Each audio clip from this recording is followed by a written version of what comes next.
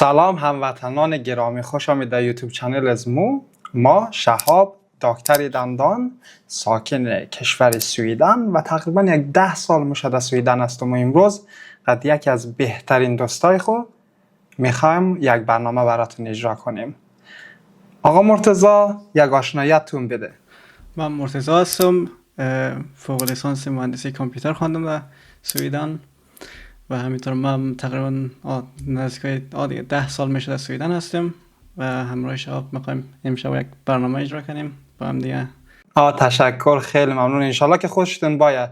مرتضی جان، یادمه که سال 2020 بود 21 بود همچین چیزایی، یک روز که با هم زنگ زدیم گفتی شهاب بیا که دیگه زندگیمون رو در رو میشه، دیگه از این رو در او رو میشه، بیا که یک کتاب خیلی خوبی رو پیدا کردم، این رو باید تو بخوانی.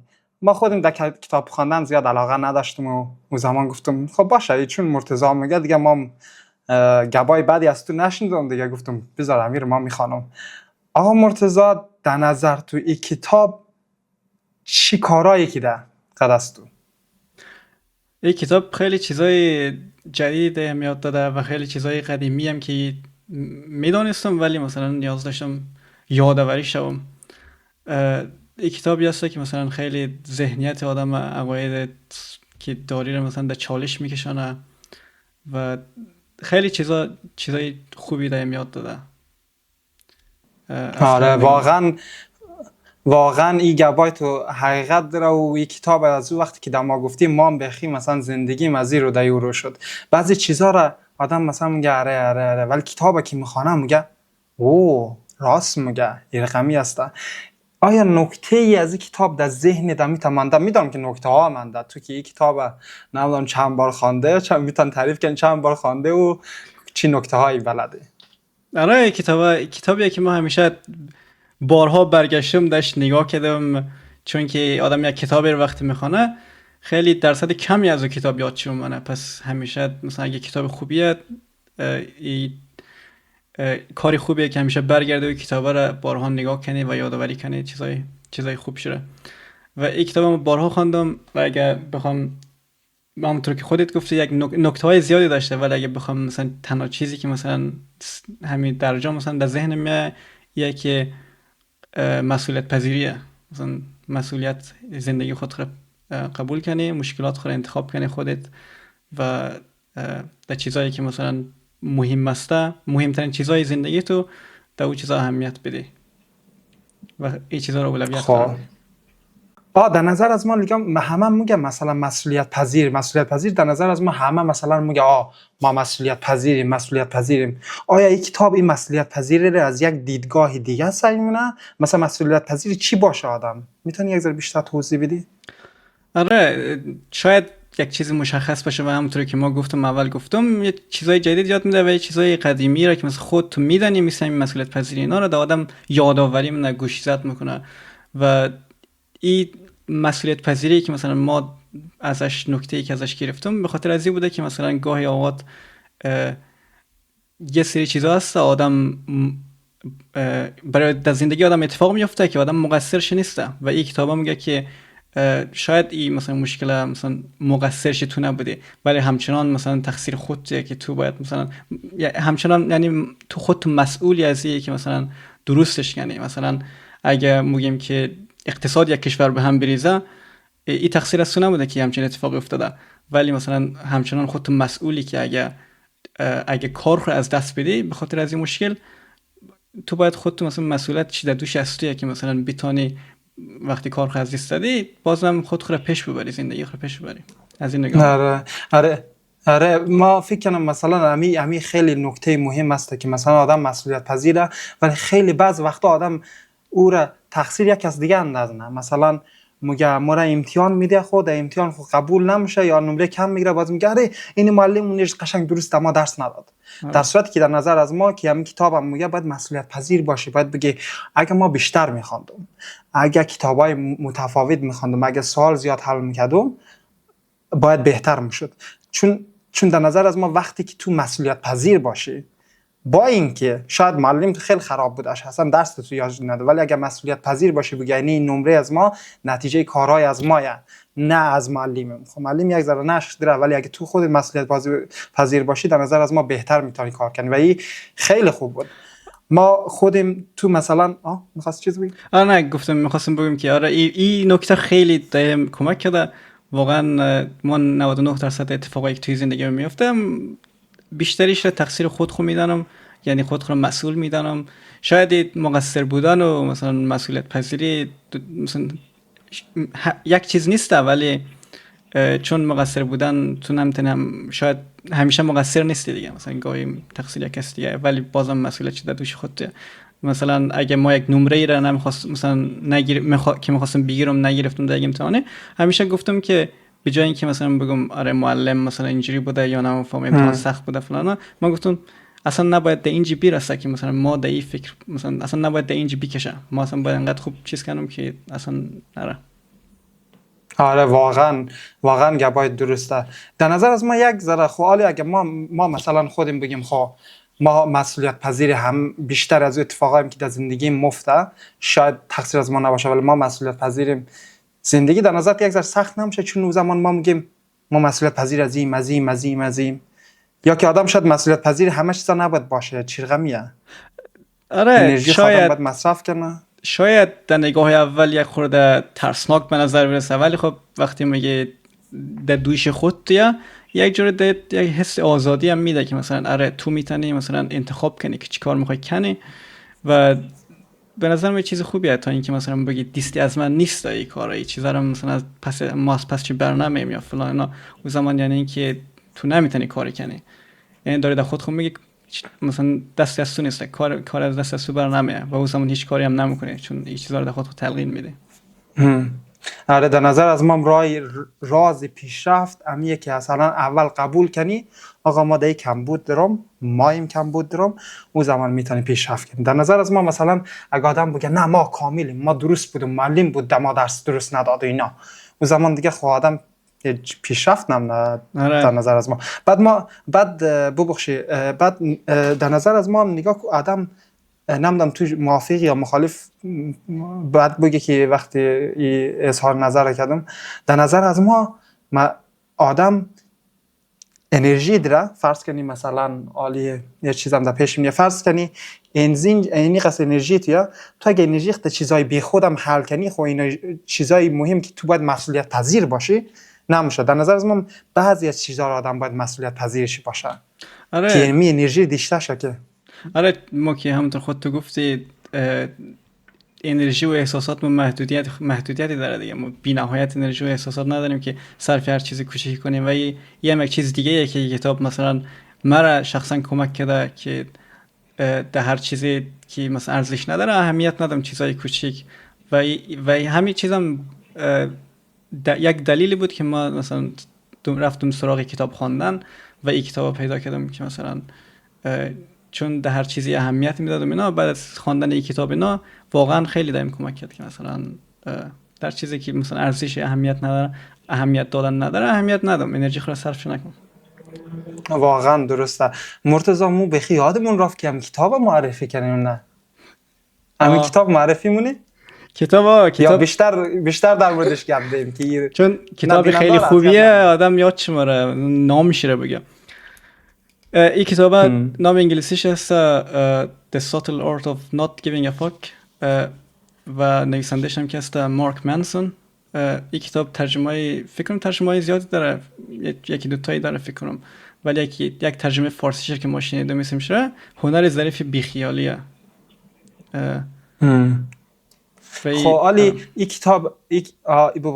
کتاب در کیا آدم باید معرفی کنه، کیا امیر بخونه اصلا؟ همه بخونه؟ به نظر من همه میتونن بخونن، ولی خب وقتی میخوانی باید مثلا سعی کنی، چون این یه سری عقاید و ذهنیت های آدم در چالش میکشنه، باید یه خورده چیز کنی دیگه، مثلا گوش کنی و اوپن مایند باشی، ذهن تو باز باشه و بگی که یک ذهنیت دیگه ای هم مثلا به جز ذهنیتی که ما داریم هم وجود داره. نه درسته واقعا. امی گبی که گفتی اوپن مایند آدم باشه این خیلی خوبه که مثلا ذهنش باز باشه چیزایی مثلا ثابت نگه بگه ای سیاه ای سفیده. در نظر از ما وقتی که آدم میگمینه ای سیاه ای سفیده او زمان یک ذره خیلی سخت میشه چیزای جدید یاد بگیره. ما که خودم این کتاب خواندم مرتضی جان خودم یک چیز را برداشت کردم، یک جمله از این همیشه در ذهنم شیشت. این را حتی در درس خواندن، در رابطه، در هر نوعی که بگی این کلمه ما را همیشه، این جمله همیشه در ذهنم بوده و استفاده کنم. و این جمله ایه که you are always choosing. تو همیشه انتخاب منی. مثلا ما واسه الان انتخاب کردیم که این پادکست رو جور کردیم برای هموطنان عزیز خو. همین کسای شما که دارین این پادکست رو نگاه مونین انتخاب کردین که بیشین در اینجا پادکست سعی کنین یک خیلی یاد بگیرین. در نظر از ما ای اگر تو مثلا بگی مسئولیت پذیری یک از نکته هایی بود که تو از کتاب برداشت کردی، در نظر از ما you are always choosing دهی که تو همیشه انتخاب مونی هم مثلا یک از نکته هایی بود که ما قد خود مبرم. نکته های دیگه از این کتاب هست که مفید باشه و همونطوری ذهن در چالش بکشه. این کتاب نکته های زیادی داره و یکی از نکته های دیگه شیه که موگه که اگه یکی ازت سوال بپرسه که از زندگی چی میخوای، موگه جواب تو انقدر کلیشه‌ای واضح تابلوه که هیچ معنی خاصی نداره. موگه که مثلا وقتی میگم از زندگی چی میخوای، موگه که میخوام یک خانه خوب داشته باشم، یک ماشین خوب داشته باشم، نمیخوام رابطه خوب داشته باشم. این جوابیه که مثلا همه میدن، مثلا کی چیزا رو دوست نداره. یک از این مثلا جواب کردن مثلا از یک سوال بهتر ایه که چی درد و مثلا سختی رو داخل در زندگی خوب میخوای. و این سوالی بود که مثلا وقتی ما داش مثلا برخوردم خیلی ذهن من درگیر کرد. واقعا داش فکر کردم که مثلا آره ما همیشه دنبال چیزای خوبی مینا و باید گاهی مثلا فکر کنم که آیا به خاطر از چیزای خوب حاضرم چی سختی‌هایی رو تحمل کنم. پس آدم به نظر آدم بهتر که مشکلات انتخاب کنه، نه برای به جایی که مثلا رزولتات نتایج را انتخاب کنه یا یعنی فکر کنه داشت. نه کلا مثلا چون چیزای خوب همه میخوان دیگه ولی کمتر داش فکر میکنن که آدمی کمتر دایی فکر میکنن که حاضر به خاطر از کار چه سختی‌هایی رو تحمل کنه، چون تا در سختی‌ها میرسه همه مثلا 90% آدما فهمیدی ول میکنن. خب مرتضی ما گفتی که دیگه فکر نکنم که همون پورشه پنمارا جی تی اس که جی تی آر امور داشتم و یک خانه ویلایی که سقفش 4 متر است اور داشتم. در نظرم باید فکر کنم که امسال چند ساعت اضافه کاری میتونم کنم، چند ساعت بیشتر میتونم خود در ورزش کنم، چند ساعت بیشتر مثلا میتونم همون ایده‌ای که چند وقت بوده در ذهنم بوده رو اجرا نکردم برم اجرا کنم. نه در این چیزا فکر کنم. آره نه این مشکل نیست که مثلا این هدفیه که هر روزهای ما داریم میخوایم همچین چیزی رو همچین ماشین رو بگیریم، ولی خب این نمیگه که مثلا در این چیزا این هدف رو نداشته باشه، در این چیزا فکر نکن، ولی خب میگه که در کنارش هم حاضر باش که مثلا سختیایی که مثلا در پی داره رو اونا رو مثلا تحمل کنید، اونا هم فکر کنید، مثلا فقط نگه که ما اینا میخوام و دیگه مثلا ول کنید. به خاطر از این می‌خواستم ازت یک سوالی بپرسم که چون این کتاب ذهن آدمو در چالش میکشه، بعد از خواندن از این کتاب تو بیشتر مثلا دت استرس دادی یا آرامش داد؟ چون که همونطور که گفتم این عقاید که داری رو مثلا در چالش میکشه چیزای جدید میگم. آره همینطور که کتاب هی میخواندم، مثلا ما یک کتاب نخواندم ببخشید گوش میکردم، ما مثلا در قطار بودم گوش میکردم اینا، همین کتاب کم کم هی باعث میشد که ما مثلا هر کاری که مونم داش فکر کنم. یعنی رقمی نبود که یک دفعه یک استرس خاصی در ما وارد کنه و اینا، بالعکس ما هی خود را آگاهتر و داناتر و اینا هی با خواندن از این کتاب میدانستم، با گوش دادنش. چند بارم هم برگشتم و مثلا بعضی از تیکه هایش رو اینا را گوش دادم اینا، بعد ما واسه با هم حرف میزدیم و در مورد نکته هایی که تو برداشت کردی گپ میزدیم و نکته هایی که ما برداشت میکردیم گپ میزدیم اینا. در نظر از ما هیچ استرس خاصی وارد نکرد، برعکس خیلی هم خوب بود. باعث شد که مثلا ما یک چیزایی در مورد از خود و بقیه بفهمم که مثلا فکر نمی‌کردم اینقدر بدون از خواندن از کتاب میتونستم در اونجا برسم. خب خیلی خیلی هم چیزای خوب. اگر قرار باشه حالا مثلا بعد از برداشتایی که داشتی مثلا فلسفه ای کتاب برای مثلا یک کسی که داره خیلی تلاش میکنه مثلا در زندگی خود درگیر زندگی مثلا خلاصه کنی در یک جمله مثلا بگی مثلا چی میگی؟ میدونم گفتی درباره از که تو همیشه در حال انتخاب کردنی و نمیفهم و خیلی چیزای دیگه که ما در باشی گپ زدیم، مسئولیت پذیری و آفرین. در نظر از ما چیزی که میخواستم بگیم هنوزم همون جمله You are always choosing. در نظر از ما خیلی کتاب مختصر مونه. ای از نظر از ما یا نظر از تو یا یک کس دیگه ممکنه فرق داشته باشه. چرا؟ چون که مثلا اگه تو همیشه بگی این مایم که انتخاب مونم، نمره خود در مکتب کم میری میگی ما بودم که انتخاب کردم نمرم کم شد. چرا؟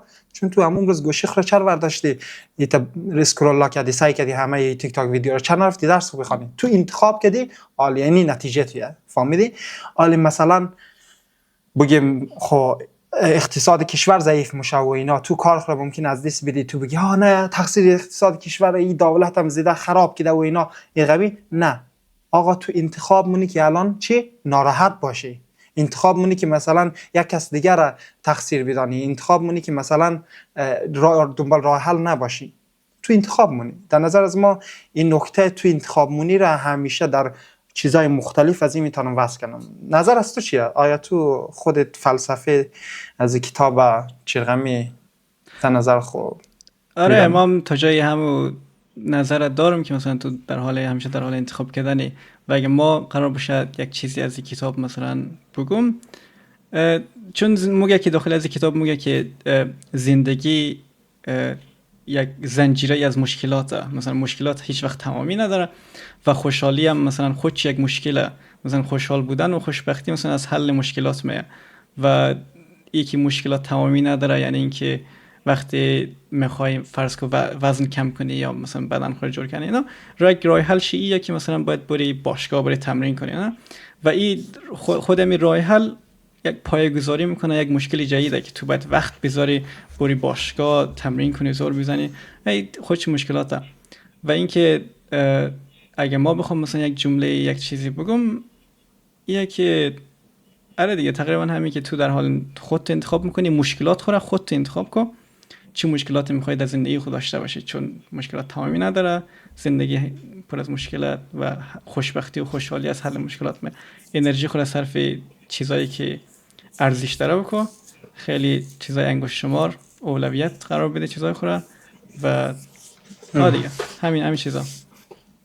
در نظر از ما از این به بعد ما فکر نکنیم و پورشه و خانه را داشته شویم. در نظر از ما بهتر از این فکر کنم که چی رقمی چی کار کنم، چی مشکلاتی در زندگی پیدا کنم که در ما این امکان بیده که ما اونا را تهیه کنم. دیگه از این به بعد فکر نکنم برو ما رویا سازی کنم. در نظر از ما رویا سازی خوبه ولی باید راه حل دورم بلد باشی. بعضی هستا خیلی هستن مثلا رویا سازی میگه آقا ما واسه آقا مرتضی ما واسه 1-2 سال دیگه صاحب پورشه و اینا میشیم. خب این گبه از اینجی بخوای در صاحب پورشه شنی چی کار مونی؟ اینجی مهمه. اینجا آیا فکر کده چی رقمی میخوای او پورشه رو پیدا کنی؟ میخوایم صبح تا از صبح ساعت 9 تا 5 بعد از ظهر بر سر کار و خوره که معلومه تو ظرف جمع کنی میدونی که چقدر ددیس میری. فکر نکنم تا 2 سال تو بتانی او کار یا کار کنی که تو پورشه و خانه رو داشته نه. باید فکر کنم امزی پوینت آ که در باشه پوینت آ در پوینت بی که آدم مره همینجا چیز کنه. ولی خیلی هم مهمه که آدم مثلا آرزو داشته شه در نظر از ما. آره نه یکی هیچ مشکلی نیست باید که تو رویا داشته باشی روی پردازی کنی اینا، ولی خب باید یک برنامه هم کنارش داشته باشی دیگه، مثلا حاضر باشی و وقت و انرژی و مثلا سختی ها را تحمل کنی و انرژی رو بیزاری، وقت رو بیزاری، تلاش رو کنی دیگه. آقا مرتضی در نظر از ما وقت از ما داره تمام میشه و این ویدیوی منال چند دقیقه دیگه خاموش میشه. خیلی خوشحال شدم که ایرا بالاخره ما واسه تانیستیم جور کنیم. اولین ویدیومون در یوتیوب چنلمون. انشالله که هموطنا خوششون باید و اینا و در آینده خیلی سوالات دارم از تو مرتضی. مثلا تو خودت که تقریبا یک 10 سال اینا یا در سویدنی یا زیادتره. آره نه 10 سال و چند ماه. در 10 سال تو چی میتونستی یک در بهترین دانشگاه سویدن وارد چنی بتیگای خوب دیشتشی، یعنی امتیازهای خوب دیشتشی که وارد چنی و بعد از 5 سال اونجا بگیری و خیلی از این کارهای خیلی اصلا جالبه. بعد کتابای دیگه هم خوانده، میتونم در مورد کتابای دیگه انشالله نفرهای جدید در برنامه بگیریم. و همچنین خودت دندان پزشکی خوانده چیزی بود که من داشت فکر کردم قبلا و در آخر چیزی کامپیوتر چیزی بود که داشت علاقه داشتم. با خودم فیلر رو نمیفهم چیزای به اضافه از بوتوکس اینام رفتی میخوای یک کلینیک برای خود باز کنی و خیلی هم چیز است برای از من جالبه و شگفت انگیزه. انشالله در مورد همه از این چیزا صحبت مونیم و در ویدیوهای دیگه. پس اگه این هموطنا اگه دوست داشتین این ویدیو را خواهشاً کامنت کنین، لایک کنین، بفرستین در بقیه و نظرات خودم بنویسین که در مورد چی مو گپ دی و چی میخوایم بدانین و از این جور چیزا. واقعا خوشحال شدم. تشکر از طرف از ما.